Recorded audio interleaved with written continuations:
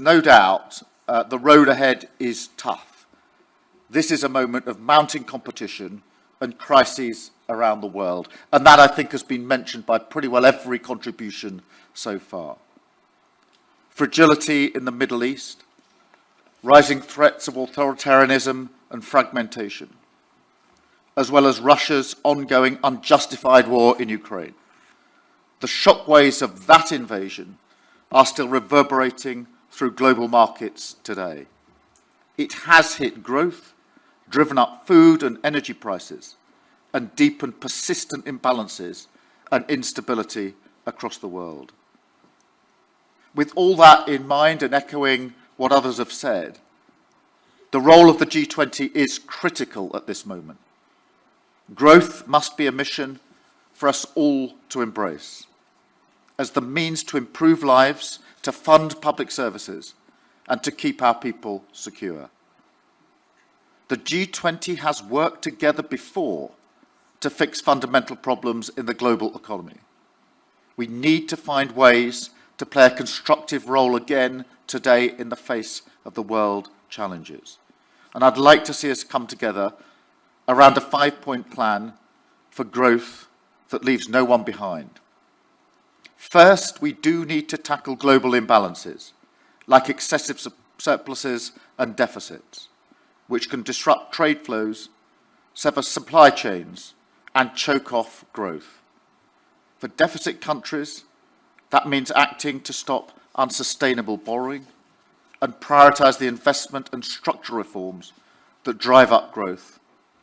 For surplus countries, it means taking action to reduce subsidies and other trade distortions, as well as measures to boost domestic consumption.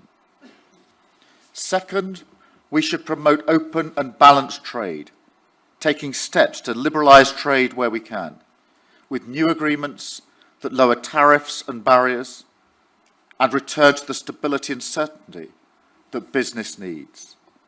This is a real priority for my government, and I'm proud of the agreements we've reached and the progress that we've made with partners like India and the EU, benefiting our economies and creating new opportunities for our people. Third, in an era of instability, we need to make our economies more resilient. In the UK, this means an unshakable commitment to fiscal discipline, and it means investing in growth in critical areas like clean energy production. We want to work with partners around the world on this to protect us all from future energy shocks, and we want to act together to secure vital supply chains, including for critical minerals. Fourth, we need to reform the international rules-based system so that it is fit for the modern world.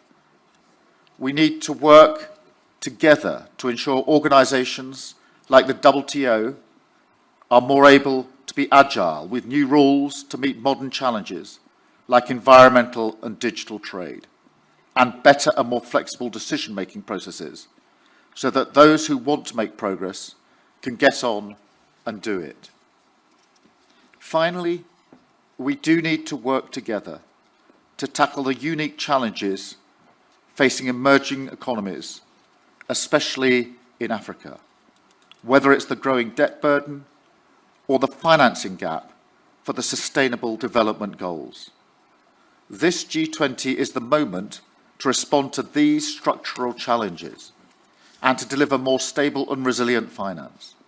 We're working on that through the London Coalition on Sustainable Debt. We need to go further under the G20 Common Framework to make debt restructuring better, faster, and easier. And we need to crowd in more private capital. We're working with the industry to break down regulatory barriers in the United Kingdom, and we want to see multilateral development banks take more risk and partner more with the private sector in new, innovative ways to mobilise finance. AJ and I have been discussing this in some detail, and I think we agree there's huge potential for this to go further. For the good of all our people, it is time to make it happen.